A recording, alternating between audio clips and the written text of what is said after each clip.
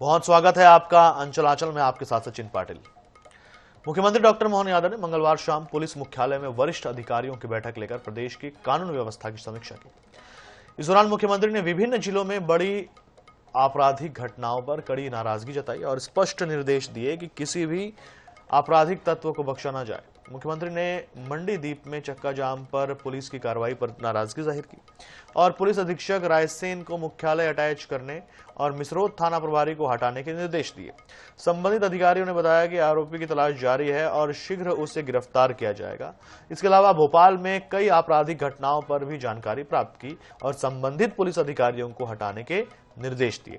CM ने स्पष्ट निर्देश दिए कि संवेदनशील घटनाओं में त्वरित कार्रवाई हो। अपराधियों के प्रति ढिलाई किसी हालत में बर्दाश्त नहीं की जाएगी। पुलिस अपनी गश्त बढ़ाए और वरिष्ठ अधिकारी निरीक्षण करे। लापरवाह पुलिस अधिकारियों के खिलाफ तुरंत एक्शन लिया जाए।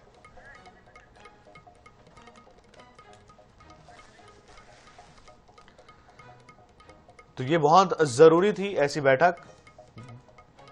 मुख्यमंत्री डॉक्टर मोहन यादव ने बड़े अधिकारियों के साथ बैठक ली और जिस तरीके से आपराधिक घटनाएं मध्य प्रदेश में बढ़ रही हैं उसे लेकर अधिकारियों को दिशा निर्देश दिए। रायसेन में हुई घटना में कार्रवाई न होने पर उन्होंने सख्ती दिखाई। एसपी रायसेन को पुलिस मुख्यालय अटैच किया गया। भोपाल में आपराधिक घटनाओं पर भी उन्होंने जानकारी ली। संबंधित पुलिस अधिकारियों को हटाने के निर्देश दिए। जिनकी भी लापरवाही होगी उन्हें हटाने के निर्देश दिए गए। मुख्यमंत्री ने अधिकारियों को स्पष्ट निर्देश दिए कि संवेदनशील घटनाओं में तुरंत कार्रवाई होनी चाहिए। अपराधियों के प्रति ढिलाई किसी भी हालत में बर्दाश्त नहीं की जाएगी, ये भी स्पष्ट कर दिया। और उन्होंने निर्देश दिए कि पुलिस अपनी गश्त बढ़ाए इलाके में और वरिष्ठ अधिकारी जो हैं इलाके के वो निरीक्षण करते रहे। लापरवाह अधिकारी कर्मचारियों के खिलाफ तुरंत कार्रवाई होनी चाहिए, यह भी स्पष्ट निर्देश मुख्यमंत्री डॉक्टर मोहन यादव के। तो जो रायसेन में जो घटना हुई उस पर कार्रवाई ना होने से, ये ढीला रवैया होने से भी उन्होंने सख्ती दिखाई। उन्होंने भोपाल में आपराधिक घटनाएं जो हुई हैं उस पर जानकारी ली और जो संबंधित अधिकारी हैं जिनकी वजह से कार्रवाई नहीं हुई या जिन्होंने ढिलाई बरती उनके खिलाफ एक्शन के निर्देश दिए मुख्यमंत्री डॉक्टर मोहन यादव ने। मुख्यमंत्री डॉक्टर मोहन यादव ने स्पष्ट किया कि पुलिस इलाके में अपनी गश्त बढ़ाए जिससे आपराधिक तत्व के जो लोग हैं उनमें डर बने पुलिस को लेकर के। सही बात है कि अगर पुलिस की मौजूदगी रात बेरात इलाकों में रहे तो ऐसे में आपराधिक तत्व जो हैं वो वैसे ही पीछे हट जाते हैं।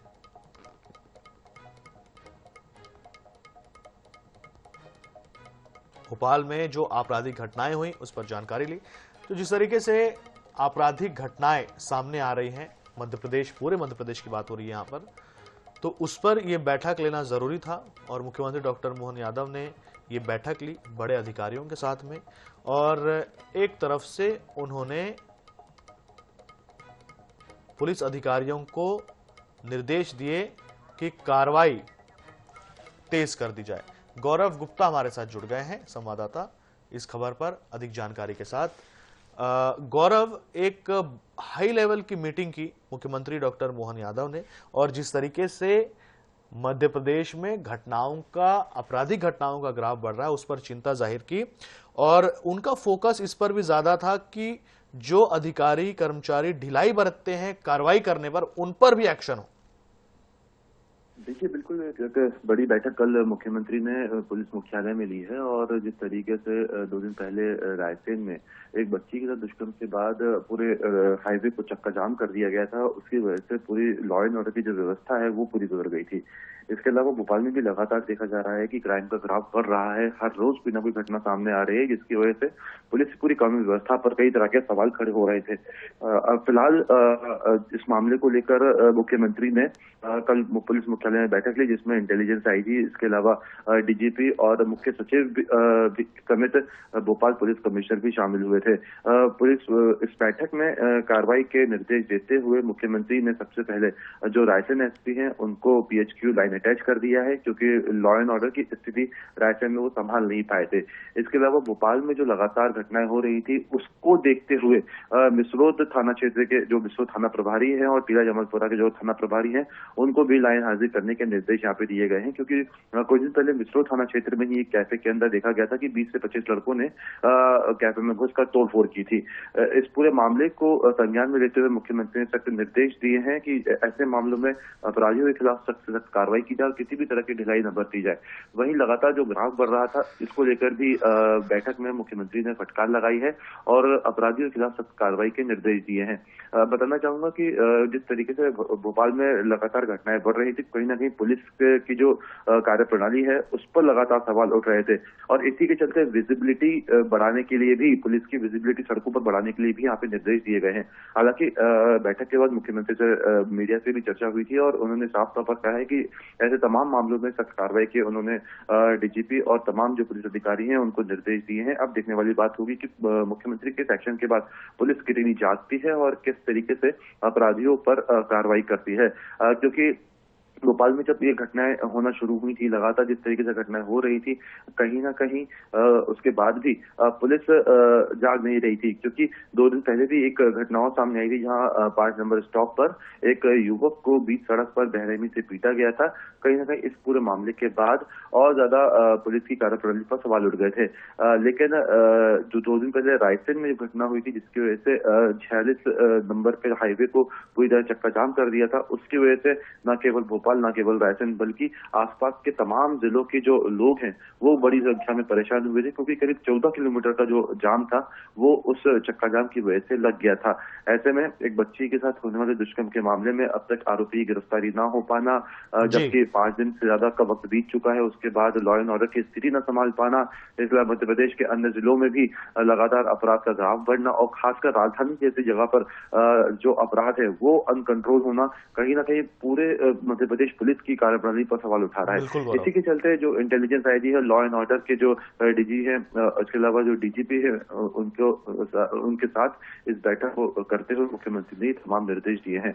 अब देखने वाली बात होगी कि मुख्यमंत्री के इस एक्शन के बाद आगे पुलिस क्या कुछ कार्रवाई कर पाती है। बिल्कुल गौरव, जानकारी के लिए बहुत धन्यवाद आपका। तो ये अहम बैठक, वरिष्ठ अधिकारियों को निर्देश दिए गए और जिस तरीके से लगातार क्राइम का ग्राफ बढ़ रहा है मध्य प्रदेश में, उसे लेकर मुख्यमंत्री डॉक्टर मोहन यादव एक्शन में दिखे। खबर राजधानी रायपुर से है, जहां पूर्व मुख्यमंत्री भूपेश बघेल ने केंद्रीय चुनाव आयोग पर तीखा हमला बोला। मीडिया से बातचीत में बघेल ने आयोग की तुलना करते हुए कहा कि सांप बिच्छू के डसने से मौत सुनी थी, लेकिन क्या कभी किसी ने केंचुआ काटने से मौत सुनी है? केंचुआ मतलब केंद्रीय चुनाव आयोग। उनका इशारा एसआईआर प्रक्रिया को लेकर हाल ही में सामने आई घटनाओं और आयोग की भूमिका पर था। बघेल ने आरोप लगाया कि चुनाव आयोग पूरी तरह निष्क्रिय हो गया है और मैदान में सक्रियता दिखाने के बजाय केवल दबाव बनाने का काम कर रहा है।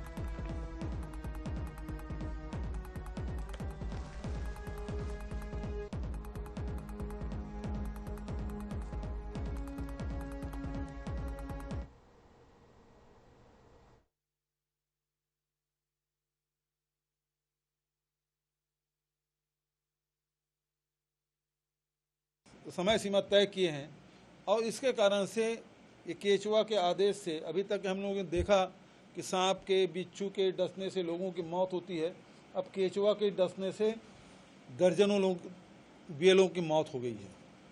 केचुआ मतलब समझ रहे हैं ना, केंद्रीय चुनाव आयोग, केचुआ, उसके डसने से भी मौत, आज तक नहीं सुने थे केचुआ डसने से मौत होती है।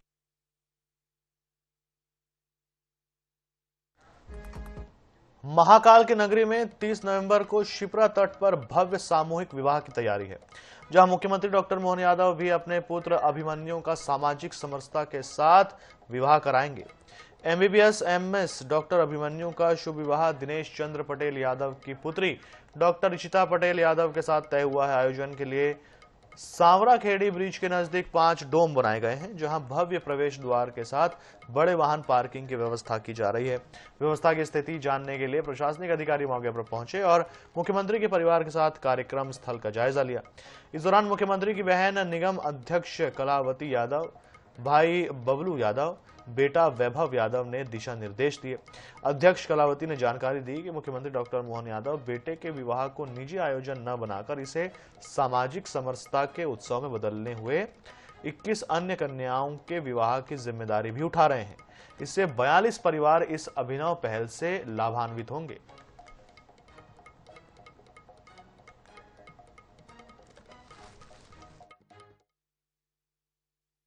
कार्यक्रम में तो विवाह में परंपरागत रूप से जो कार्यक्रम होते हैं वो सभी होते हैं और बड़े हर्ष का विषय है कि यादव परिवार में एक खुशी का अवसर आया है। छोटे बेटे अभिमन्यु की शादी होने जा रही है और साथ ही साथ 21 वर परिवार और 21 वधू परिवार, ऐसे 42 परिवार यादव परिवार के साथ पारिवारिक रूप से जोड़ने जा रहे हैं, आत्मीय रूप से जोड़ने जा रहे हैं। ये बहुत खुशी की बात है। सर, आज निरीक्षण क्या है अपने कार्यक्रम स्थल का? जी, जैसा आपको विदित है, यहाँ पे 30 तारीख को जो है एक सामूहिक विवाह का जो आयोजन होना है, उसमें किस प्रकार से लोगों का आवागमन होगा, पार्किंग की व्यवस्था किधर होगी। निवाड़ी जिले के ओरछा में विवाह पंचमी के अवसर पर पिछले करीब 500 वर्ष से चली आ रही भगवान श्री राम और माता सीता से विवाह की परंपरा विधि विधान से किया गया। हर साल की तरह इस बार भी विवाह पंचमी पर यहां के प्रसिद्ध राम राजा सरकार मंदिर से भगवान राम की बारात ढोल नगाड़े के साथ जनकपुरी के लिए निकली रही। जहां मंदिर से बारात निकलते ही भारी पुलिस बल के जवानों ने दूल्हा बने राजा राम सरकार को गार्ड ऑफ ऑनर दिया। इसके बाद राम जी अपने छोटे भाई लक्ष्मण जी के संग पालकी में विराजमान होकर पूरे नगर वासियों को दर्शन देते हुए रवाना हुए। ओरछा नगर के अलावा बाहर से आए देश विदेश के श्रद्धालु समेत सैलानी पूरे उत्साह से बाराती के रूप में दूल्हा सरकार की बारात में शामिल हुए। वहीं जनकपुरी में दूल्हा सरकार का टीका किया गया, जिसके बाद भगवान राम राजा मंदिर में श्री राम और माता सीता का पाणी ग्रहण बुंदेली परंपरा और संस्कार विधि विधान से संपन्न हुआ।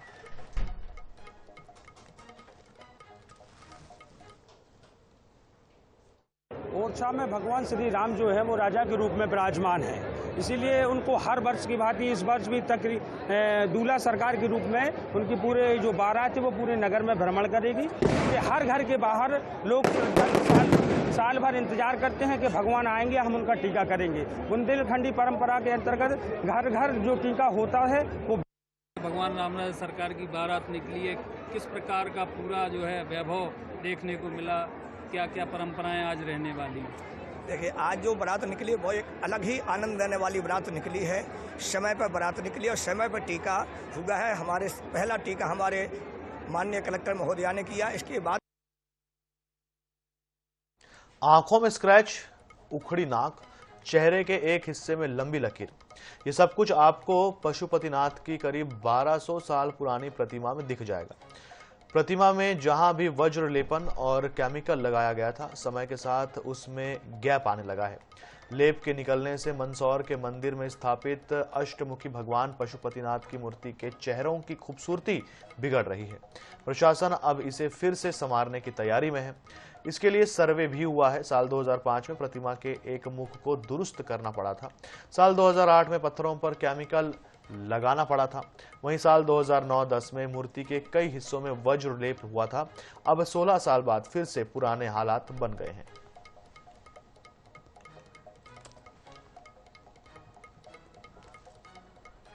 धमतरी से अवैध धान परिवहन का मामला सामने आया है, जहां पर्याप्त दस्तावेज नहीं मिलने पर तहसीलदार ने नगरी इलाके में 2 ट्रकों को 550 बोरा धान का परिवहन करते पकड़ा। दोनों ट्रक को जब्त कर लिया गया है। तहसीलदार को ओडिशा से धान तस्करी की आशंका है। फिलहाल पुलिस इस पूरे मामले की जांच कर रही है।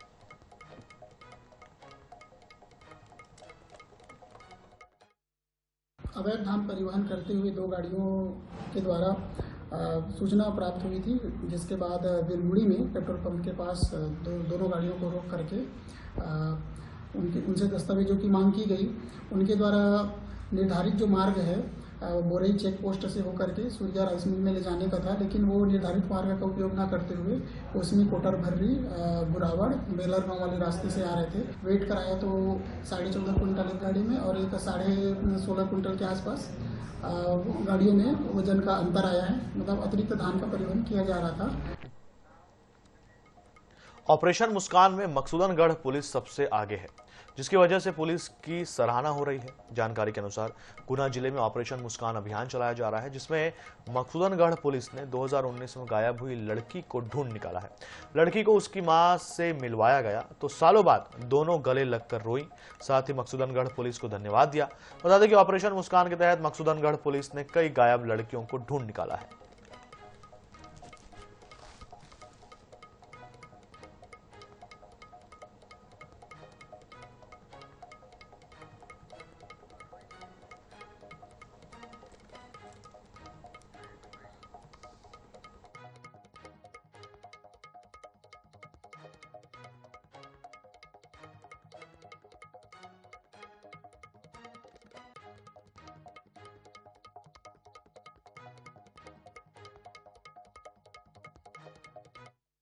लंबे समय से ये मामला 2019 से पेंडिंग था और अभी ऑपरेशन मुस्कान के तहत कार्रवाई के तहत इसमें विशेष अलग अलग प्रकार के संसाधनों का उपयोग करके हमने इसका पता लगाया इस बालिका का और वहां जाके उस बालिका को दस्तयाब किया गया पुलिस के द्वारा और दस्तयाब करने के बाद उसकी मां से उसको मिलवाया गया है।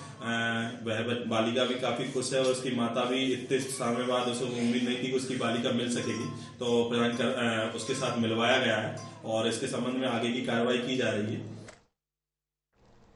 राजधानी रायपुर में 7 दिसंबर को होने वाले महापंचायत के आयोजन में सर्व क्षत्रिय समाज को न्योता देने करनी सेना के राष्ट्रीय अध्यक्ष डॉक्टर राज सिंह शेखावत मंगलवार को जांजगीर चांपा पहुंचे। शेखावत ने तोमर बंधु पर चल रही जांच के लिए न्यायालय के फैसले का सम्मान करने की बात कही, लेकिन मानव अधिकार का हनन और महिलाओं को अपमानित करने के मामले में कार्रवाई के लिए महापंचायत के आयोजन में सर्व क्षत्रिय समाज को शामिल होने की अपील की।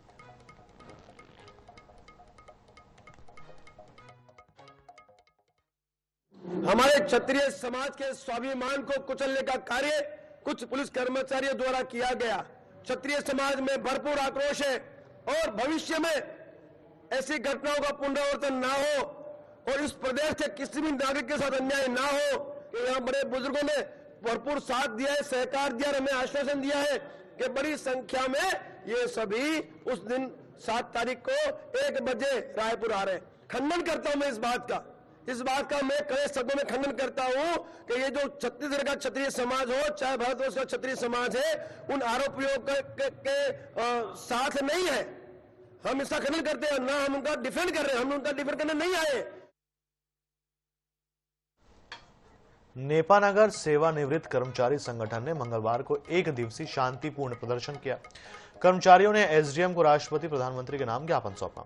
सेवानिवृत्त कर्मचारी संगठन नेपा मिल को आवंटित जमीन में 1665 एकड़ जमीन राजस्व को दिए जाने की मांग कर रहा है ताकि उसे कर्मचारियों को लीज पर दिया जा सके। दरअसल नेपानगर की भूमि वन भूमि होने के कारण स्थानीय लोगों को प्रधानमंत्री आवास योजना का लाभ नहीं मिल पाता है।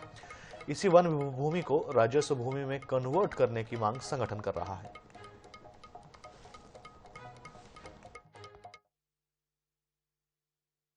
हमारी मुख्य रूप से मांग ये है कि इसको फॉरेस्ट लैंड से हटाया जाए और रेवेन्यू लैंड में इस जमीन को कन्वर्ट किया जाए, जिस कारण इस नगर का विकास हो, प्रत्येक नागरिक का विकास हो और स्टेट विभाग की गुलामी से हमको निजात मिले।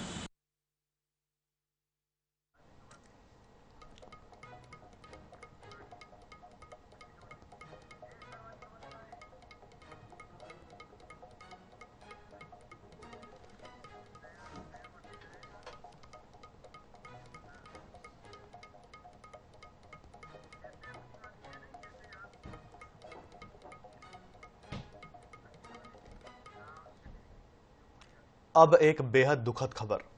हरिभूमि मीडिया समूह के प्रधान संपादक डॉक्टर हिमांशु द्विवेदी के पिता श्री कीर्ति नारायण द्विवेदी का 84 वर्ष की आयु में 25 नवंबर को देवलोक गमन हो गया है। वे हिंदू महासभा के राष्ट्रीय अध्यक्ष और सांसद रहे पंडित ब्रिज नारायण ब्रिजेश के मंझले सुपुत्र थे। तत्कालीन गुना जिला अंतर्गत ईशागढ़ में जन्मे श्री कीर्ति नारायण द्विवेदी ने ग्वालियर कृषि महाविद्यालय से स्नातक की शिक्षा प्राप्त की थी। उनका विवाह ग्वालियर के ही प्रतिष्ठित पटेरिया परिवार में रमा जी के साथ हुआ।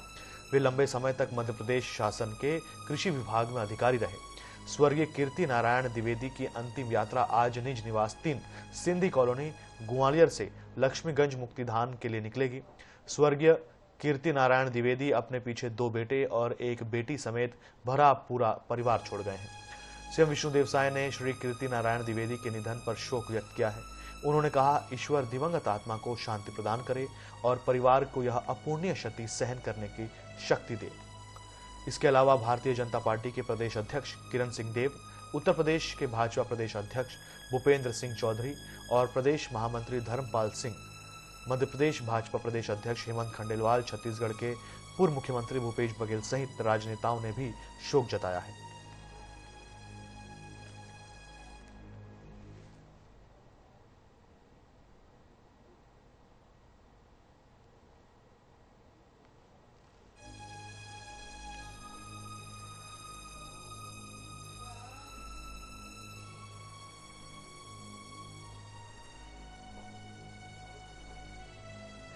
हिंदू महासभा के राष्ट्रीय अध्यक्ष और सांसद रहे पंडित बृजनारायण ब्रजेश के मंझले सुपुत्र थे।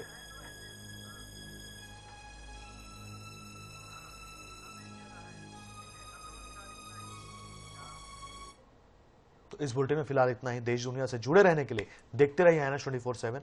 मुझे दीजिए इजाजत। नमस्कार।